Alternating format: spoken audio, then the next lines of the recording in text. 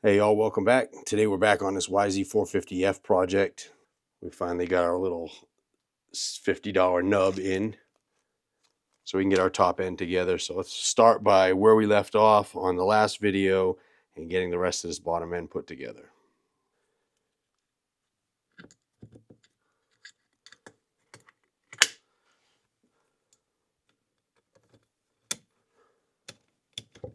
So the gear for your counterbalance shaft will only go on one way.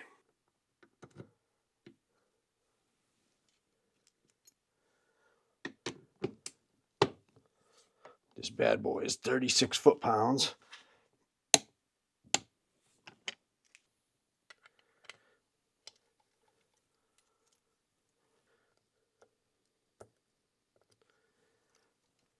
This one here is lined up. There's one little short spline here, and then you have a dot on the inside of this. So that's how that's going to line up. But again, it only goes one way. So, and then we want to line up our dots.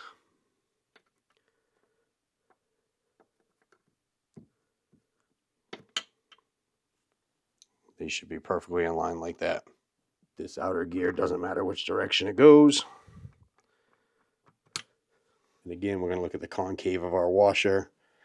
The washer is sort of bowed in that direction. We want the bigger end facing down towards the gear, the smaller end facing up towards the nut. This nut here is 72 foot-pounds, and you're going to have to hold on.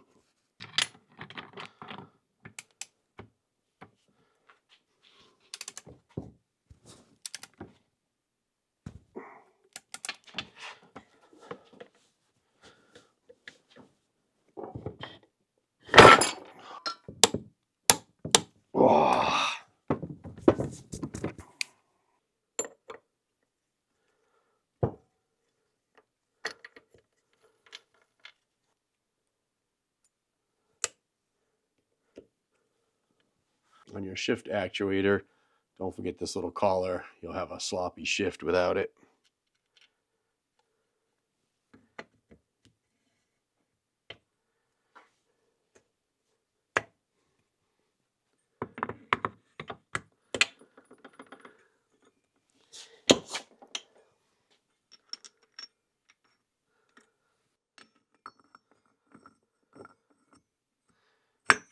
Same thing on the concave of this washer.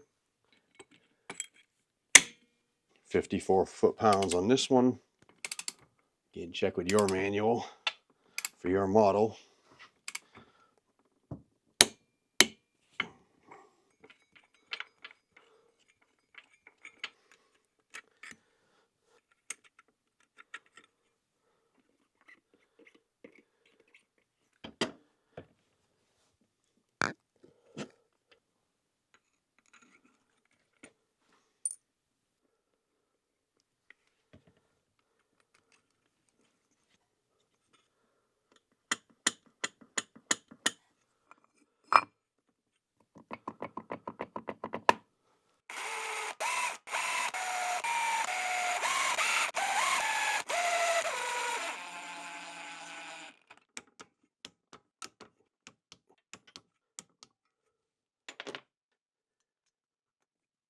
Don't forget your dowel pins and this little coolant transfer port and O-ring, and this little oil transfer port here as well.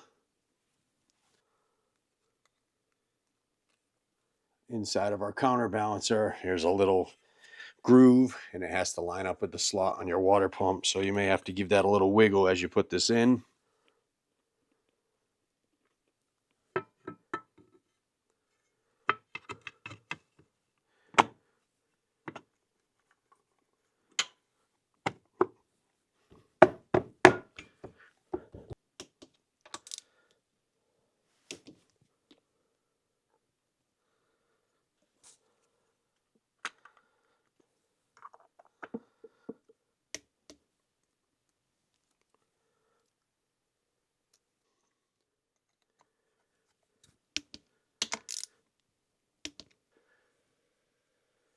This is just a little bit of dielectric grease.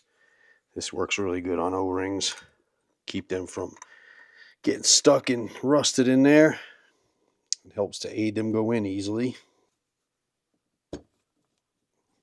Alrighty, top end time.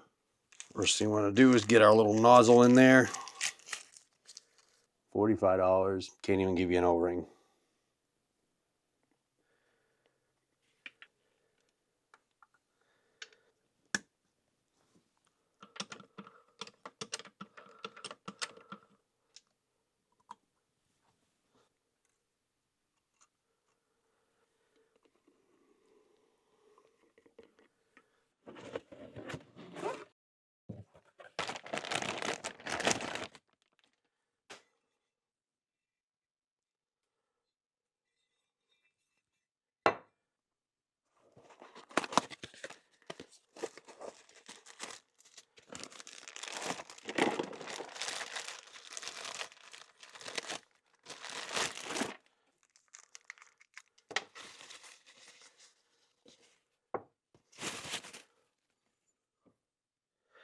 Is it just me, or do all you guys who build the engines just love seeing a brand new machined engine part? I like it a lot. These things are some absolutely massive compression rings. Now, I'm sure I'm not going to have any issues whatsoever, but I'm going to go ahead and drop these down into the cylinder and get an end gap measurement just to be sure that we're not going to have any issues. If you look at these rings, there's usually a mark on them. These have ends on them right there. That's going to mean that they face towards the top.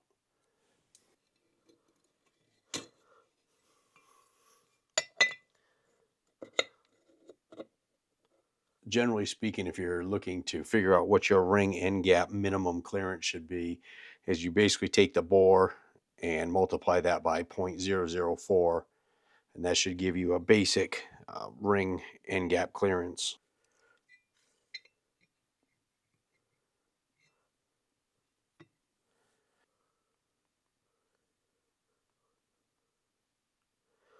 So we're looking at like 0.31 of a millimeter. As close as I've got, 0.30. That falls through fine. I use the piston to square the ring up in the cylinder so it's not all cockeyed. That's fine too. They're right at the bottom end of where they need to be, which is great. We'll have terrific compression in this thing. So ProX shows us here where they want all their end gap placements for the oil control, rails, the spacer, and the upper and lower compression rings. If they don't have it, just go by the OEM's specifications.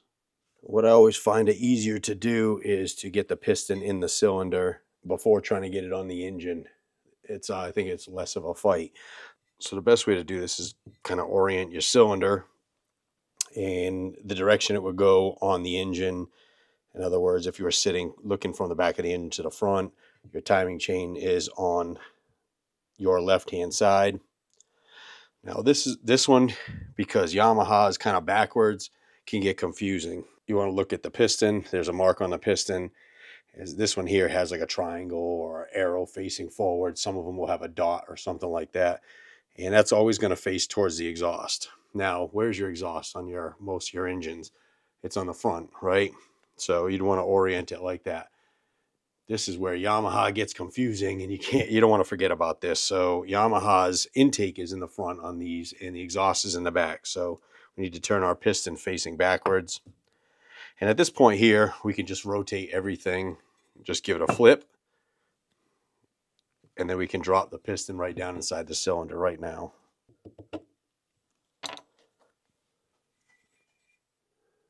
Be sure that that circlip is inside of that groove and it's not walking out, because if that does walk out, your wrist pin's going to walk out and hit your cylinder, make a lot of noise and damage.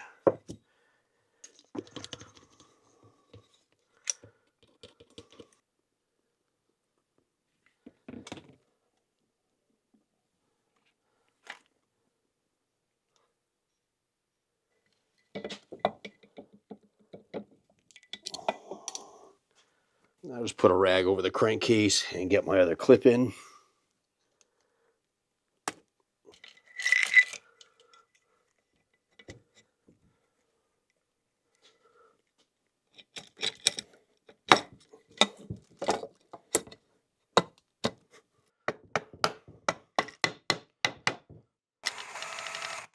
Go ahead and spin this up, make sure nothing's binding.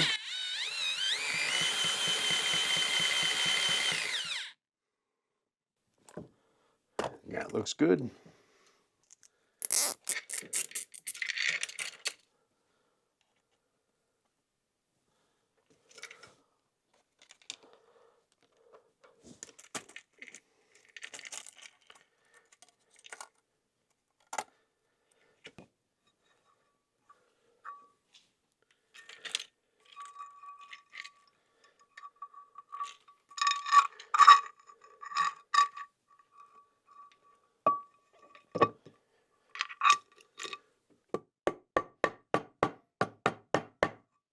Before I drop my head bolts down, I'm going to put just a little bit of oil on the threads and on the washer.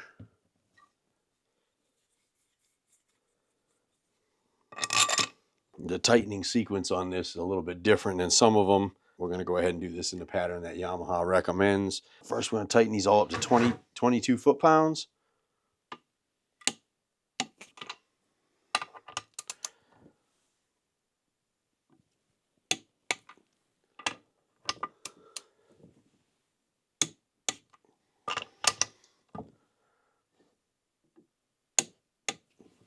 Now I'll go ahead and remove all of them.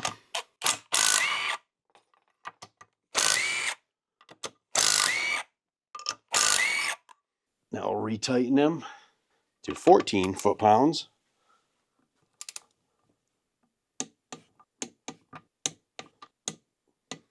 Now what we need to do is we need to turn them to 150 degrees, which if we started here, this would be 90, this would be 180. So we're looking to be somewhere right around in this direction.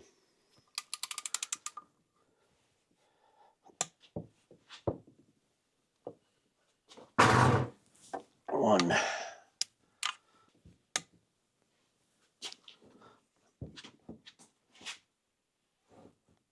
Oh.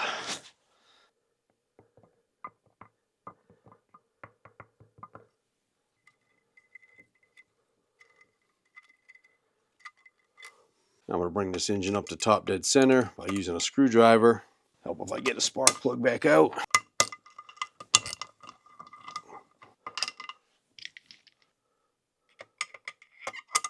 While it's not imperative right now because there's no camshafts hooked up, always just get in the habit of rotating your crankshaft anti-clockwise or counterclockwise. We can see as the piston goes up and down, so does our screwdriver. So what we're looking to do is get our piston at the topmost travel where it's not going up, it's not going down. We can kind of rock it back and forth and feel it right in the middle where that needs to be. And on most of these manufacturers, what you're going to find is the woodruff key is going to face directly up the cylinder. Now we can go ahead and drop our cams in. In this particular case, we're going to start with the intake camshaft since the intake is on the front of the engine. And line our dot up. So just like any of these engines, we want to line our dots up facing towards the outside of the engine, right with the cylinder head. So as you can see, there's a little bit of play. When we're on top dead center on the bottom, we want to make sure this front part of the chain is the part that's tensioned.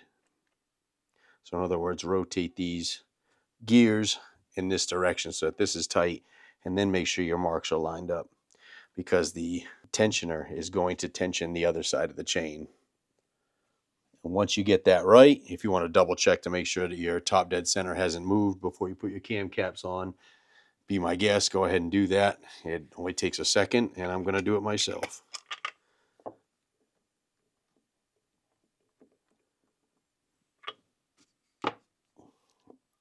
And that's perfect.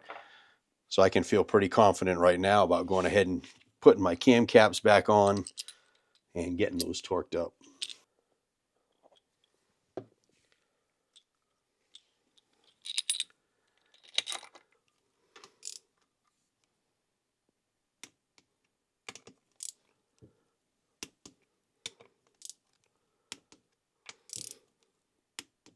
Once you get your cam caps torqued back down, make sure that your cams are still moving nice and freely and there's no jamming there.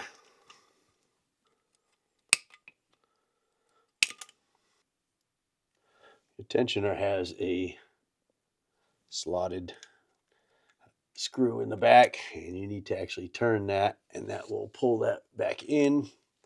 And if you're lucky, it will go in and stay stuck in.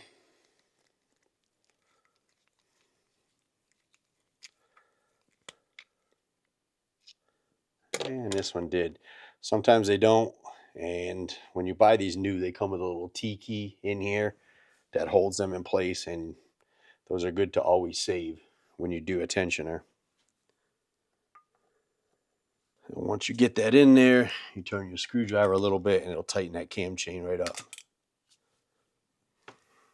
Now what I like to do is give this thing a couple of 360-degree rotations to make sure that nothing's binding.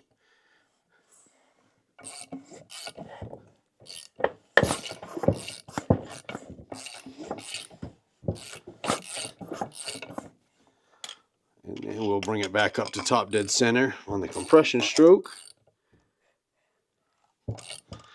And you'll know you're on a compression stroke because it'll be nice and free feeling. And once you get your cams on and your tensioner in, you don't want to rotate this engine backwards. Always go counterclockwise. If you miss it, go around again. So we're back on our top dead center and our timing marks are right where they need to be. So this is perfection. All right, motor's done. Real pleased with how it came out. Time to get it back in the frame.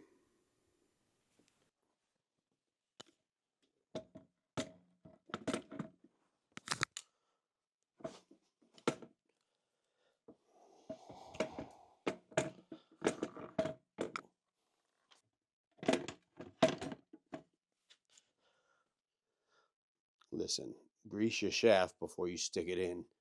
Y'all should know that by now.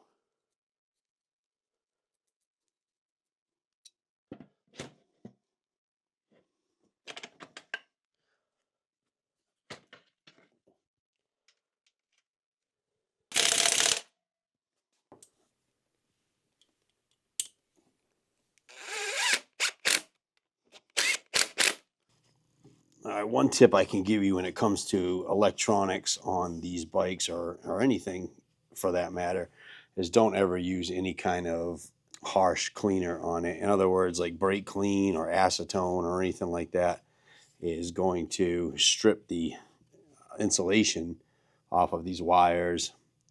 It also makes plastic real brittle and everything else. So if you have to clean this, isopropyl alcohol in a little brush does a good job, or get an electrical contact cleaner to wash this out.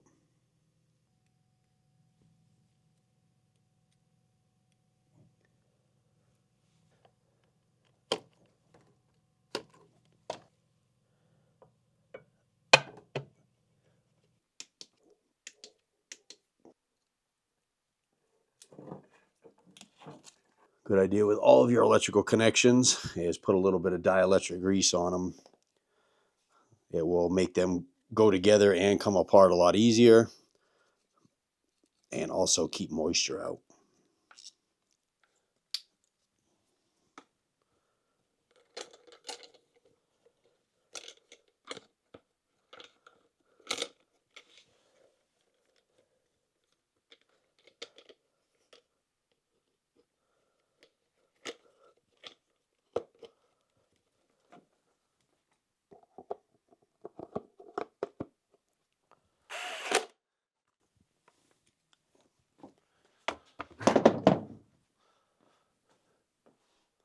Now, if I was a betting man, I'd say it's a pretty safe bet that this engine was running when it blew up.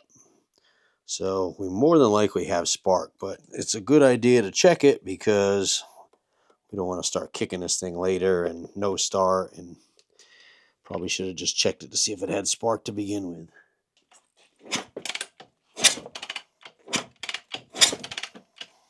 I'm not really seeing any spark. I don't like it.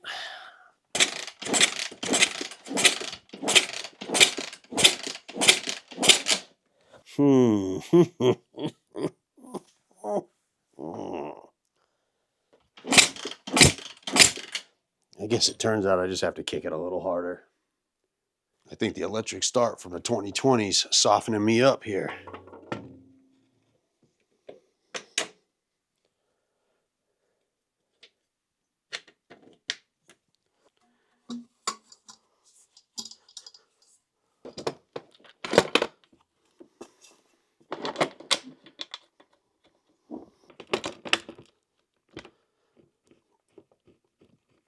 All right, well, putting this thing together, there's a couple things that I noticed that I guess missed at the onset of this project, and both of these side engine mounts are not there. So I ordered a set of used ones. I'm not real happy with the clutch cable. It's got a pretty good kink in it. So cheap enough, I'm going to go ahead and replace that. And my chain and rear sprocket are just trash. So I got that stuff coming. However, we're still going to get this bike together so I can at least get it running and take it for a quick test ride, make sure everything is good. But I do have those parts on the way. So at this point here, I'm just going to continue along with getting the front forks rebuilt, the front wheel bearings replaced, and all the beauty mist stuff on the handlebars done. And along with that, I did say we were going to go ahead and fix this loose brake pedal.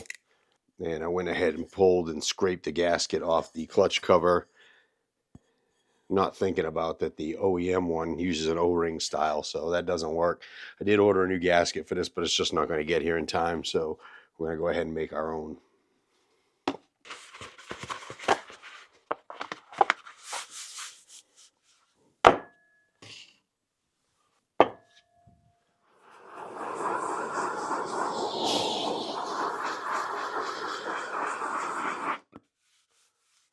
Just going to go ahead and warm this gasket material up so it has a tendency of laying flat.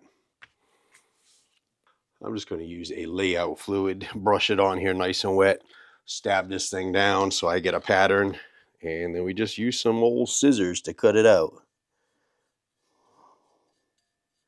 You could use spray paint if you don't have layout fluid. Just want to do it before it dries.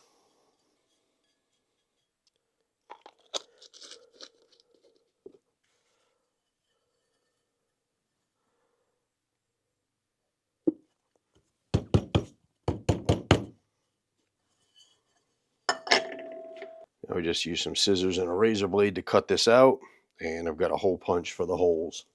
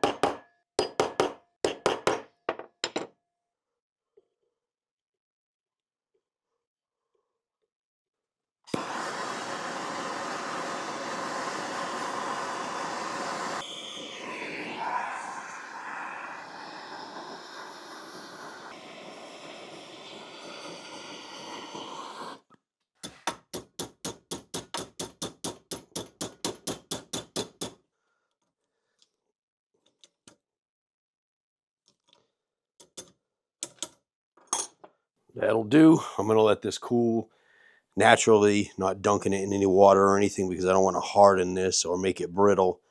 And then once that's done, we're going to drill out this rivet and we're going to nut and bolt it. These rivets are pretty hard. If you can't drill it, you'll have to grind it off.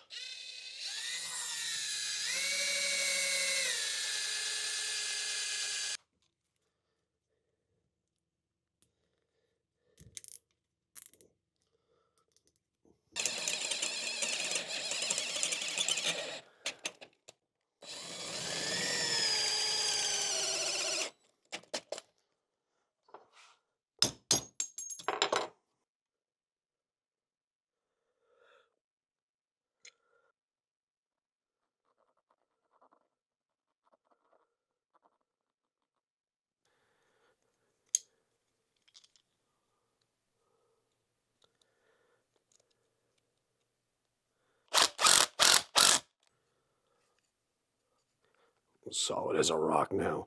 If this is going to hit your case, you can just go ahead and take a grinder to it and just grind the head off of it.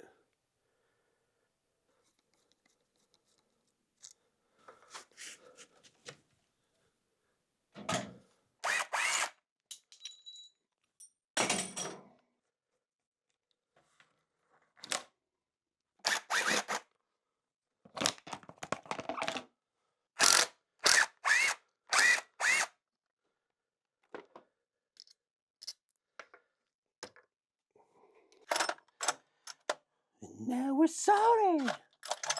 Solid as a rock.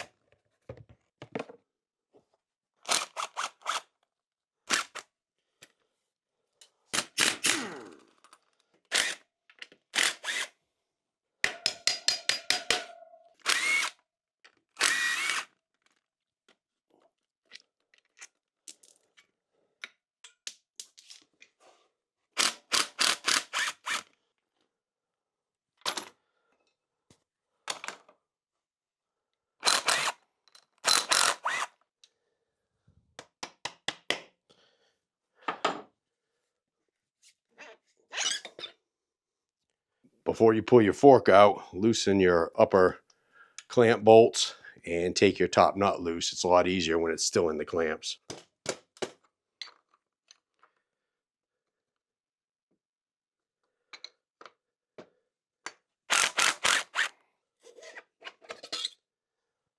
All right, so before you get started tearing into your forks, give them a good overall clean and get all the big chunks off of it. Stuff like this, dirt and everything. Want to get all that out, especially down here along the bottom. All right, gave it a good quick cleaning here. We did have a little bit of an issue where this piece was bent in, and unfortunately once they bend in they don't come back out, so I had to tap that back out to get this bolt out, and it cracked. It's not going to make any difference on the fork, it's just ugly. So your next step, turn all of your clickers all the way counterclockwise, all the way out to the most soft position. There's a compression on the top and your rebound is on the bottom.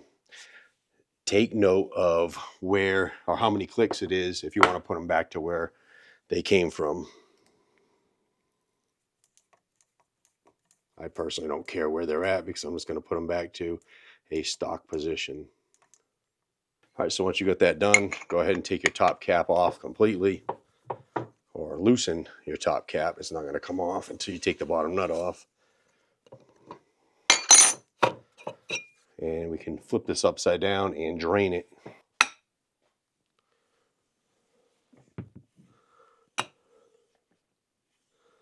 Oh yeah, that's some sludge.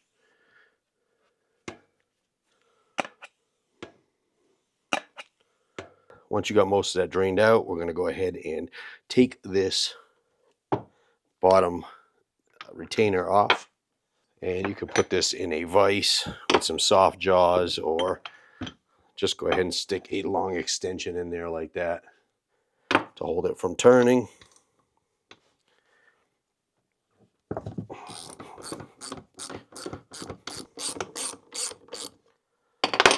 Now we're going to go ahead and stand this up. And this is where this tool really comes in handy right here. It's got a little hook in there. So when we push down on this, we can capture this rod to take this top lock nut off.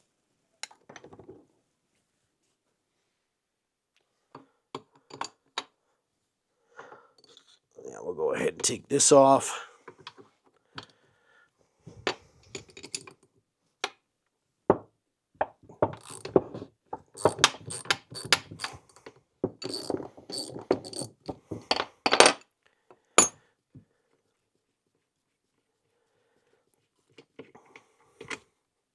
And as we take these parts off, we're going to go ahead and just give them a real good deep clean. Pull this rod out. It's very thin, Careful not to damage it or bend it.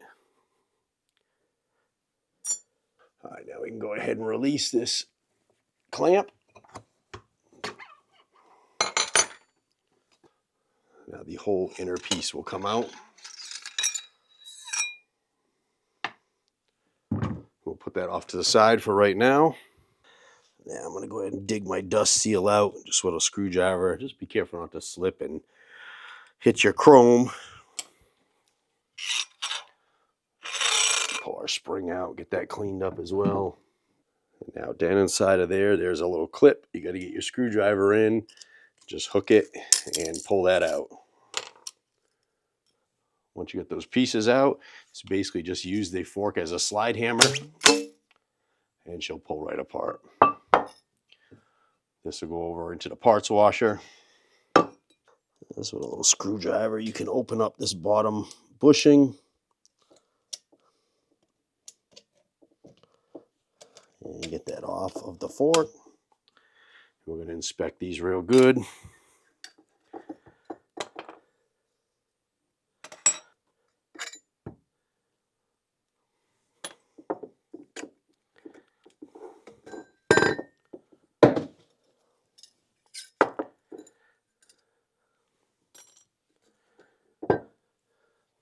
And now looking at these bushings, especially this upper bushing is absolutely junk. I don't know if you can see like how grooved that is in there.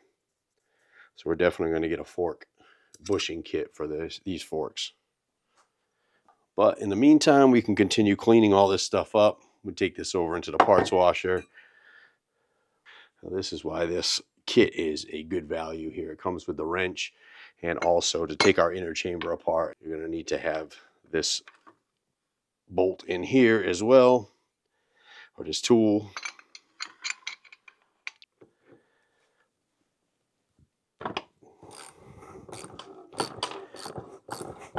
Now to take this valve out of here, you're probably going to have to push this rod in, so the pressure will push that valve out.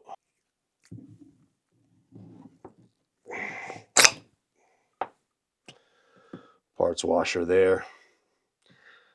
Try to avoid any harsh solvents on this as well because of the plastic. And now I'm going to go ahead and drain this inner tube.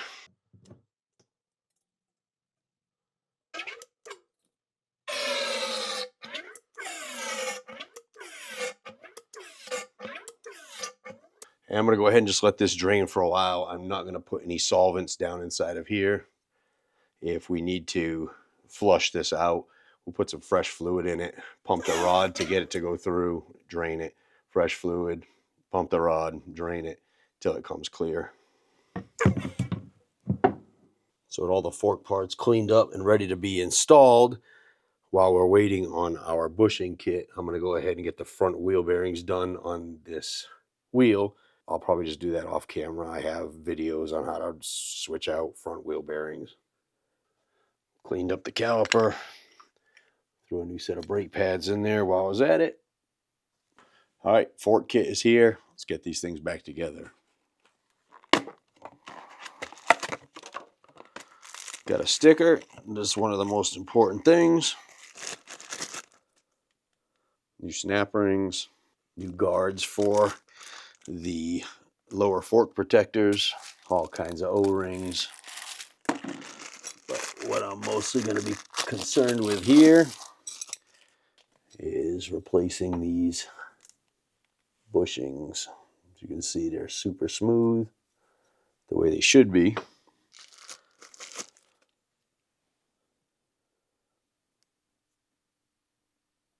We've also got our fork and dust seal kit.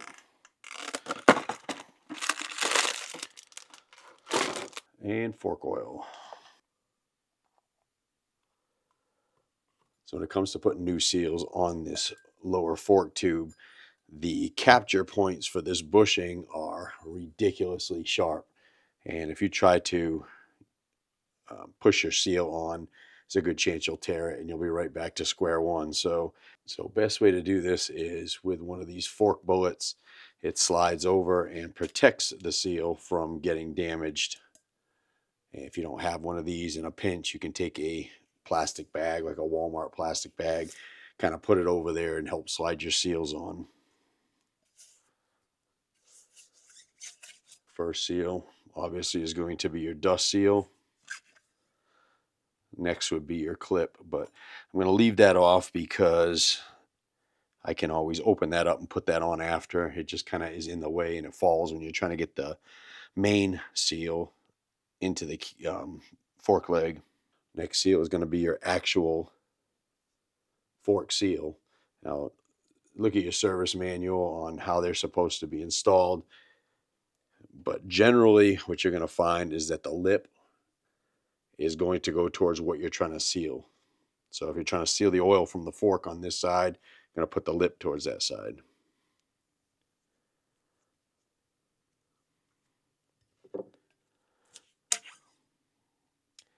And at that point, we can take this off.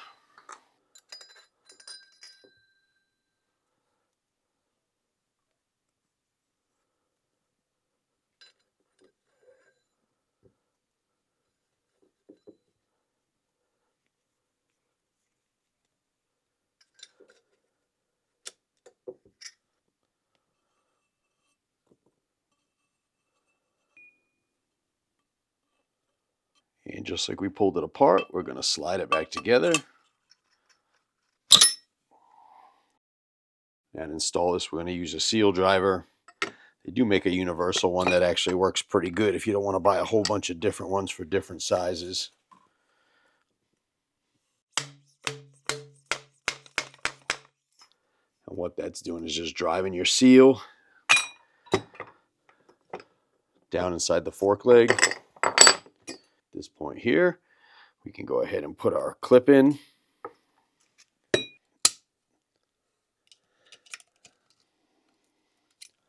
And just make sure that that's snapped all the way down inside that groove.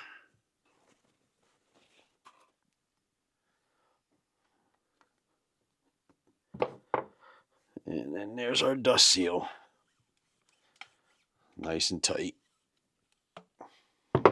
Next, we're going to get our inner chamber fluidized.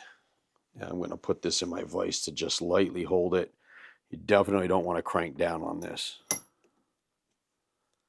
Just to hold it in place so we can get our fluid in. So looking at the manual, they're calling for about 6.9 US ounces.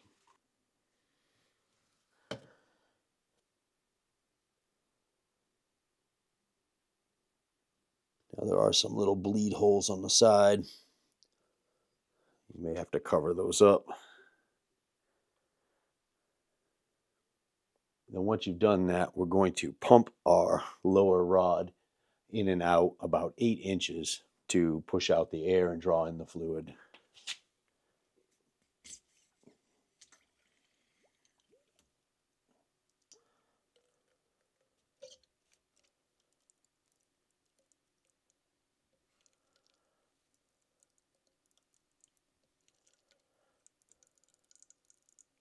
Now we're going to want to fill this tube up with fluid to 145 to 148 millimeters below the top.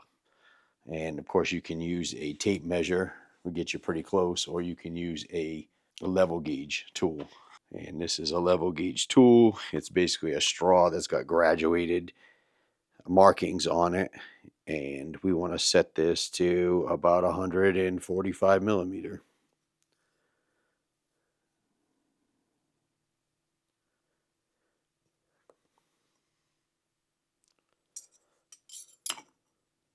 We'll get a syringe with a hose. And as we pull on this syringe, it's going to create a vacuum, pull out any excess fluid, and it'll get us right to 145 millimeters.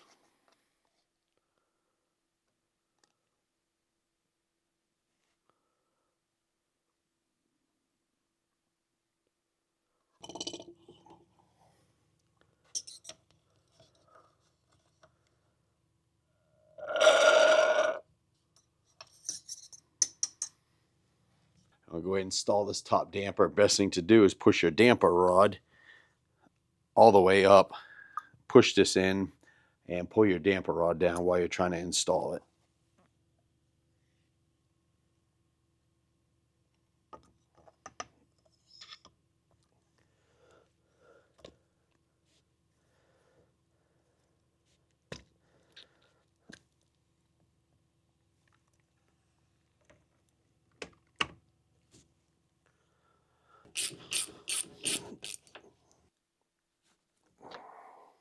Now, if at the beginning you forgot to turn your compression adjuster to all the way soft, go ahead and do that now. And now that this is in, we're going to pump our damper rod more than 10 times up and down just to bleed all this out. Now, some of the oil may come out of these bleeder holes, and that's perfectly fine. So a good portion of this is just stroking it up and down, which should feel real familiar.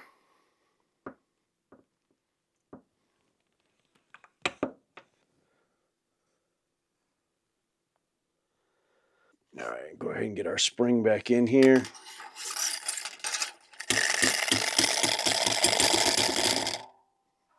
Now, before we slide our chambers together, there's a lock nut on the end of that. Make sure that's threaded all the way up as far as it can go.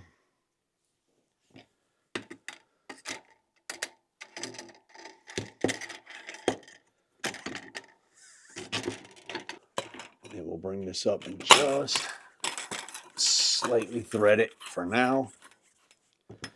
So in reverse of how we took it apart, we're going to push this inner tube down until the damper rod comes out the top, and we'll use our tool to grab onto where that lock nut is. Just like that. At this point here, don't forget your push rod. And now we can get our rebound cap on.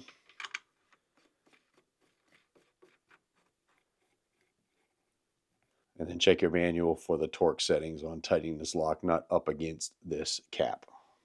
Then you can go ahead and release your clamp and torque this bolt to spec.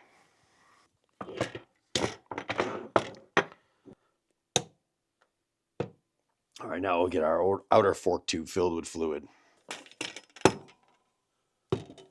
And on this model, it's about 11.3 to 12 US fluid ounces. The biggest thing is just want to get them even between the forks, between the left side and the right side.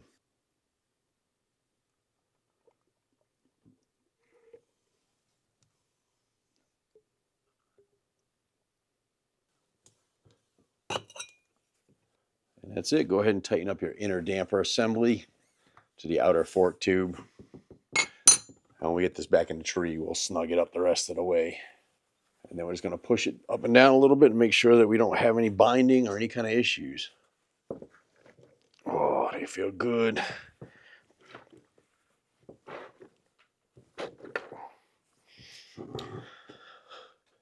And once they're done, you can go ahead and put your clickers back to where they were, or just go 12 out is, I think, pretty much going to be a standard on most of these forks. Once you get that done, the other fork is exactly the same. When you're putting your fork back in, check the manufacturer's specifications on the depth in the trees that they want it. And you're going to want this bleeder screw facing towards the front.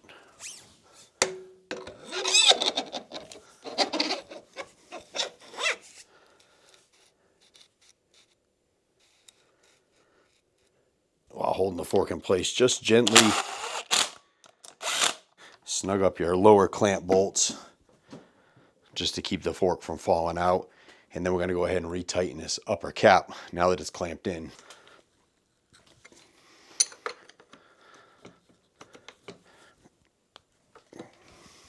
Both of the bleeders are facing up. We can go ahead and torque our fork clamps.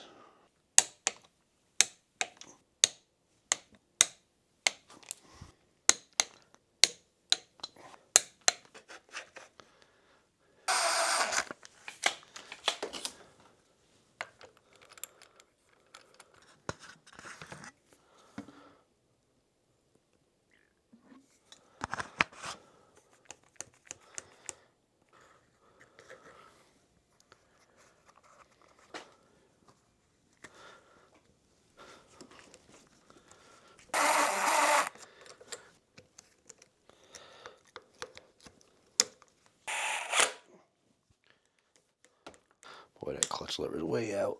I don't think that's right.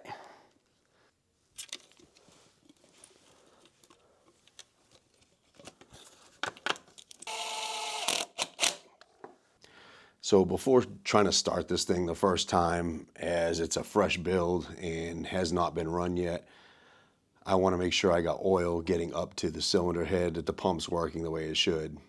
So I'm going to fill the engine oil with the recommended amount, and with a filter change that's right around like 1.25 US quarts. I'm going to go ahead and put that in the crankcase, and then I'm going to remove the oil pressure check bolt and give this thing a bunch of kicks until I see some oil coming out of there. And this is on the right side of the engine, right up by the intake manifold.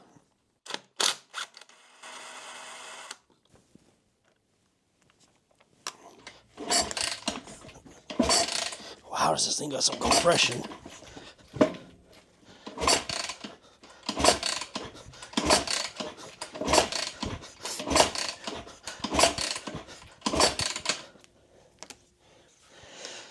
think I should take the spark plug out.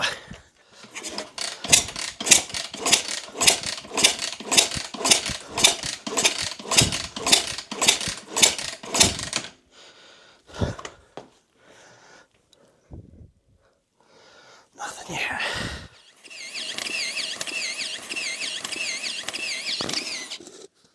Pull this oil filter out and see if oil's getting up to the filter.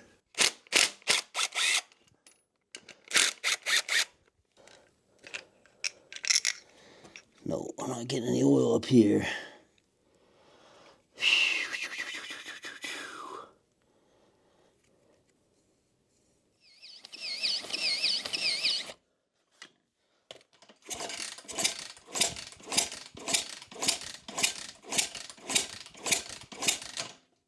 All right, I'm gonna have to pull the side cover back off and see why we are getting no oil up to this filter. All right, so I take the clutch basket out and I go in here and I spin this gear, which spins the oil pump. You can see it's pumping. I'm not seeing anything wrong in here. I'm thinking maybe the pump just needed to be primed or something like that. I've never really seen that before, but it's definitely pumping here.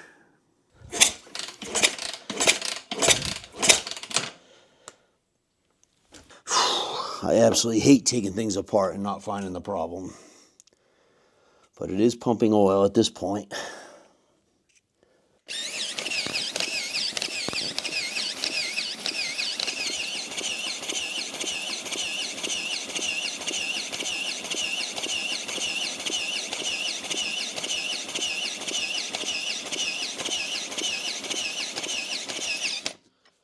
There we go. Just needed a lot of cranking. Of course, this will pump a lot faster when the engine's running. And this is always a good idea while you check to make sure you got oil flowing in your engine.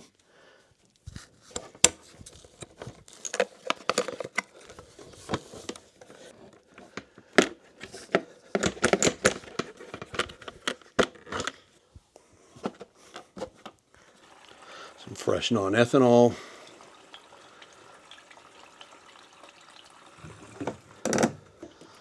Ooh, we're pouring fuel out of the bottom. I was pissing fuel out around this piece of plastic here. Sorry about the fan noise, but I gotta air this bad boy out. Let's see if this is fixable.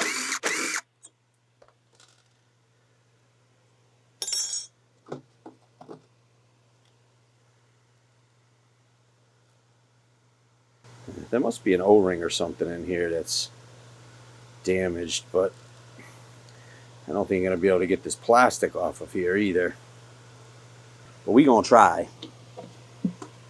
First thing I'm going to do is cut this plastic. We're going to have to put some high pressure hose in here with a couple of clamps.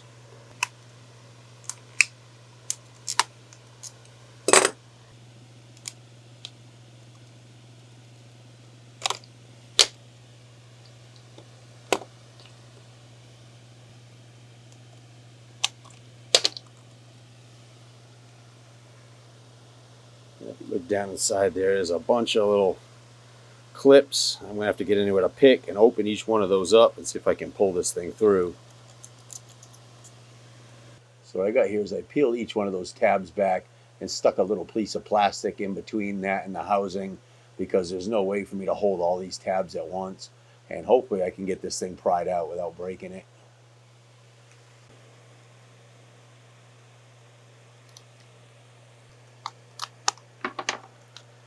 Oh, you son of a bitch. It started coming. Here we go.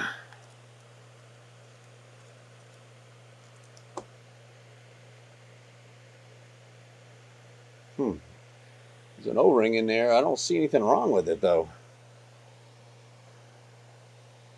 Unless this housing is cracked. All right, so I think I'm going to put a little thicker O-ring in there and see if that saves the day. A little dielectric grease to seal it up.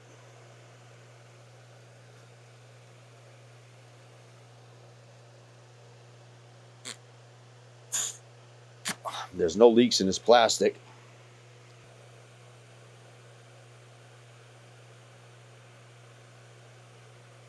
See if I can get this thing in here. Went ahead and took a photo of it. It's always a good idea so you know exactly what direction to put that back in. I was ready to stab it in like that.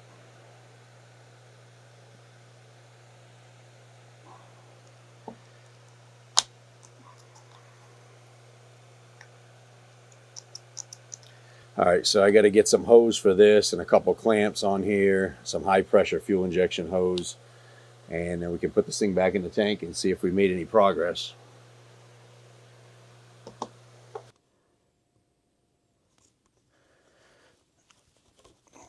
Now, ordinary rubber fuel line has a maximum PSI or working pressure of 50 PSI, and this pump produces 43 PSI.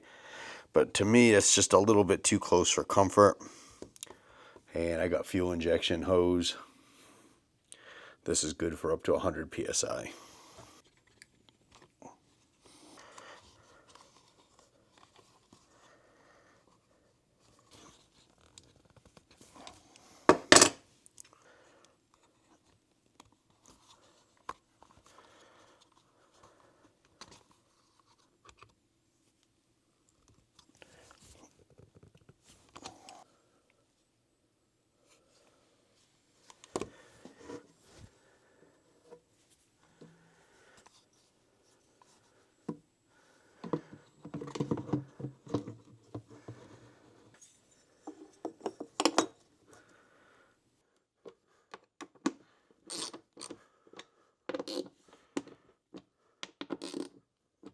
All right, let's get a little bit of fuel in this thing and make sure that it's not going to leak.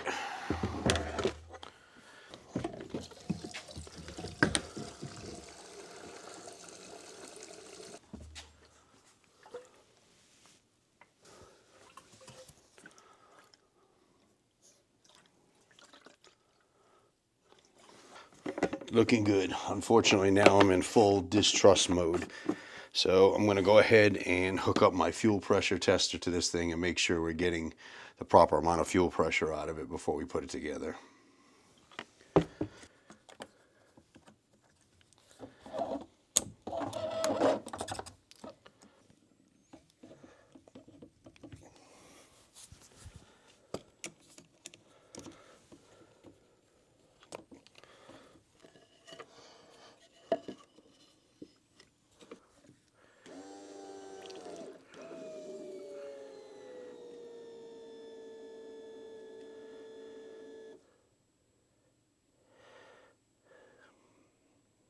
Got about 37 PSI.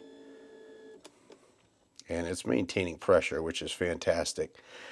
I'm going to have to double check the manual on that because I'm not sure if that's low or that's common for these Yamahas. Checking the manual, 47 PSI is where this regulator is supposed to be. And here's another good example. This battery just wasn't producing enough power. So I put my jumper on it. And I've got 47 PSI. Perfect.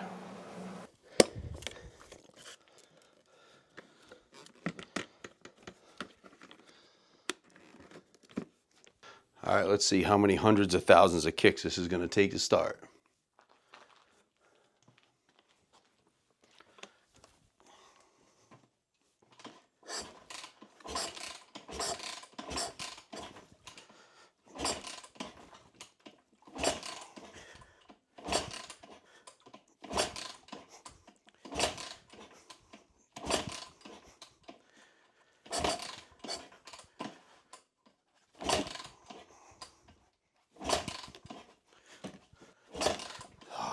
It's so much compression.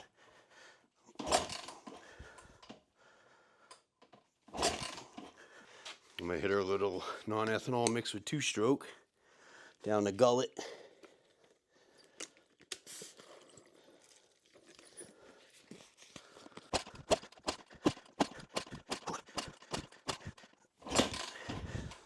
I put a ground on the voltage regulator in case that's gonna make a difference, and throw a boot on.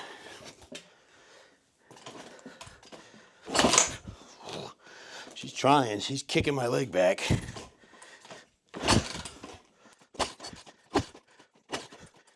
Alright, I did get it to start. It doesn't seem to want to run with the air filter in it. It's causing a little bit too much restriction for some reason. And the bottom end on this thing's a little noisier than I'd like.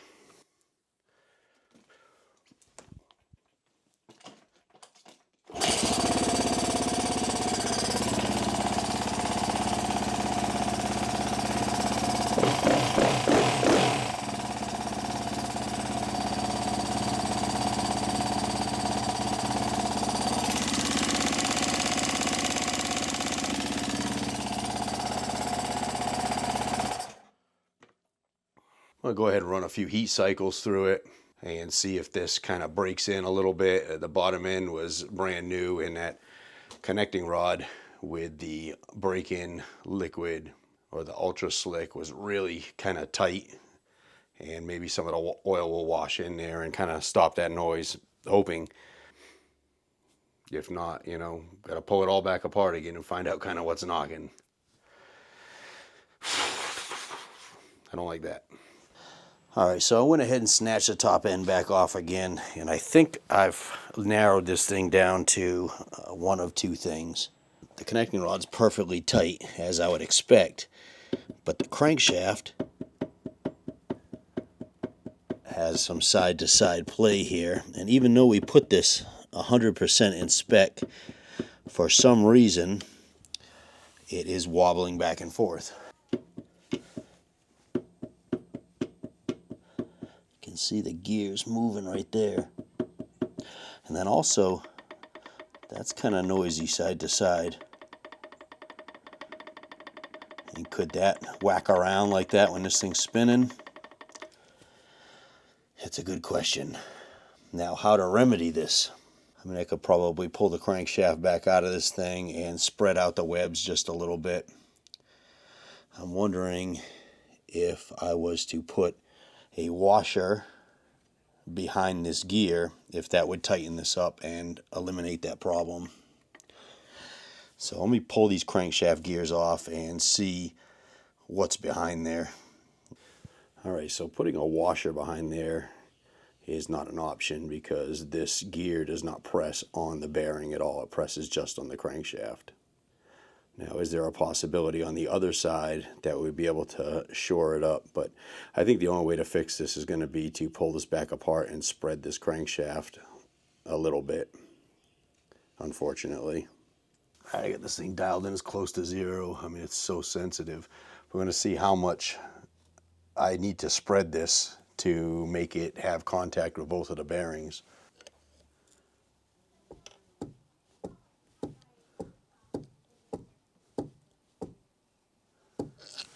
So it looks like we got to spread this thing about 0.3 of a millimeter.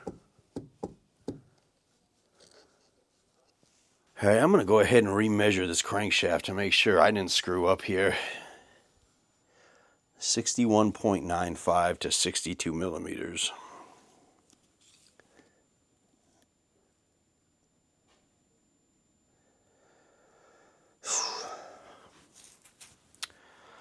That's right on the button. The good news is that the oil's very clean and there's no metal fragments or anything in there, so that's good news. We'll take a measurement between them two bearings and see where we're at there.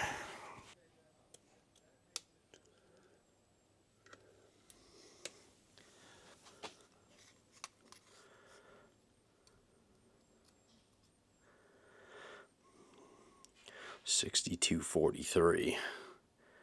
So that's what we had measured, about 35.35 of a millimeter. So I'm just going to go ahead and spread that crankshaft at 0.35 of a millimeter to take up that gap. All right, I got the crankshaft spread out just a little bit, and we have no more play. And she's spinning nice and free, so no issues there. I'm gonna go ahead and put this bottom end back together, and it's certainly a lot faster doing it off camera.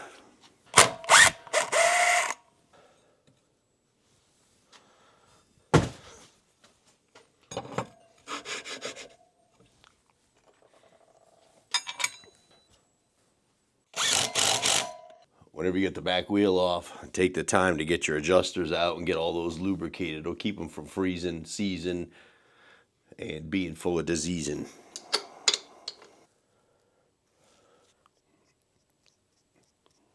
Stuff's messy, so try not to get it all over you.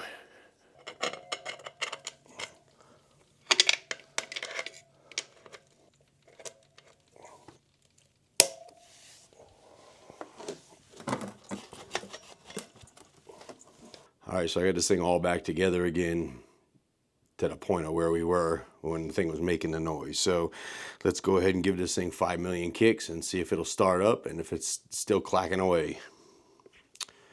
Fingers crossed.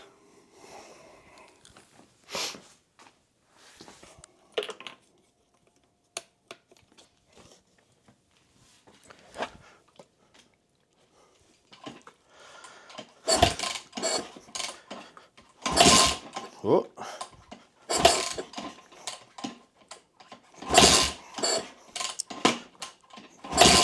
She's trying.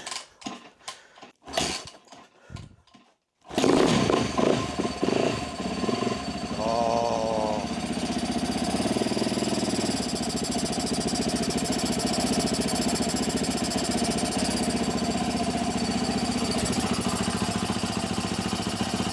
Wow. This thing is quiet. That was 100% the problem.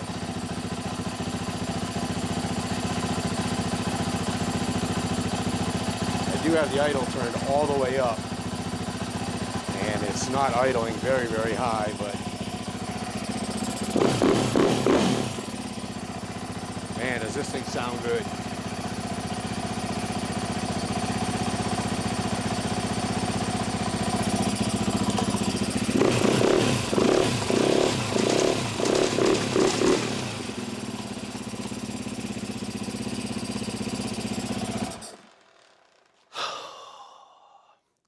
Crazy thing like that. I've never experienced that before with a crankshaft.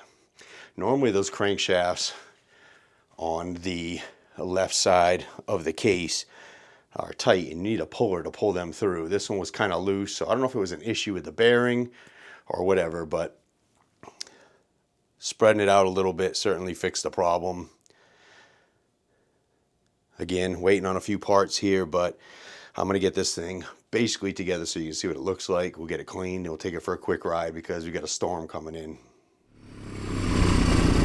It's cold out here.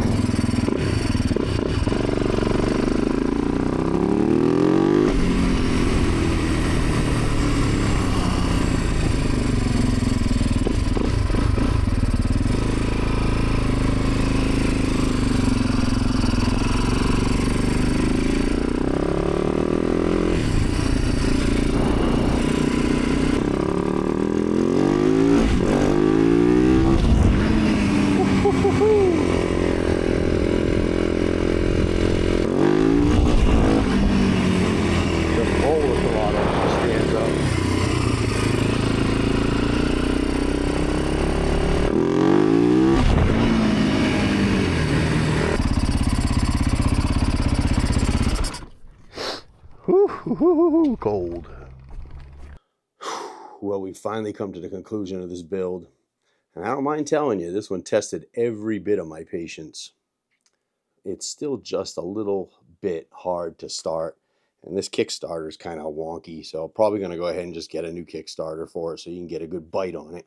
And then trying to kick it with these old greasy sneakers, brand new top end, it's just an ankle breaker is what it turns out to be. So the bike's nice and quiet now. She runs amazing, like super power. I am, of course, still waiting on a couple of little pieces here and there, but I'm not going to make you wait around for that. As always, I appreciate all your support, and I'll see you on the next one. Hopefully. Come back.